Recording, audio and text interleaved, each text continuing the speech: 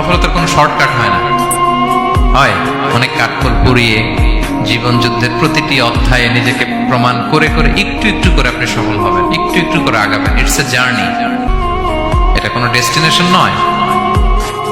এবং সফল হওয়ার পথ পরিক্রমায় কোনো লিফট নেই, সিঁড়ি বেয়ে উপরে উঠতে হয়।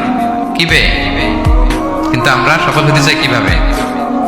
ডাইরেক্ট 100 তলায় আমি সফল, উপরে সবার উপরে আমি, এইভাবে চাই সফলতাটা। সবার উপরে উঠে যাব, গোল্ড মেডেল গলায় পরাই দিবে, আমরা সাকসেসফুল না। সফলতার রাস্তায় কোনো লিফট থাকে না। কি দিয়ে উঠতে হয়? সিঁড়ি বেয়ে ঘাম জড়িয়ে উঠতে হয়। দেখেন, শুধু আলোর মুখ দেখার জন্য মায়ের পেটে আমাদের কত সময় লাগছে বলেন তো? জাস্ট একটু লাইট, হ্যাঁ, 9 মাস 10 মাস সময় লাগছে শুধু একটু আলো দেখবো আমরা। একটু আলোর মুখ দেখার জন্য আমার লাগছে 9 মাস। আর এখানে আমরা শর্টকাট খুঁজি, খালি কি খুঁজি? সফলতার কোনো শর্টকাট নেই।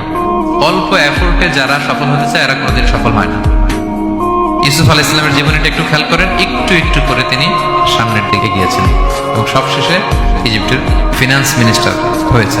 এজন্য ধৈর্য ধারণ করতে হবে, নিজের সর্বোচ্চটুকু উজাড় করে দিয়ে আপনার রোলটা আপনি প্লে করবেন, এরপর আল্লাহ তাআলার উপর ভরসা রাখবেন। কিন্তু অনেক চেষ্টার পরেও যদি কাঙ্ক্ষিত সফলতা না পান, হতাশ হওয়ার কিছু নাই। কারণ বিশ্বাসীর সফলতা শুধু দুনিয়াতে না, বিশ্বাসীদের সফলতা আখিরাত পর্যন্ত বিস্তৃত।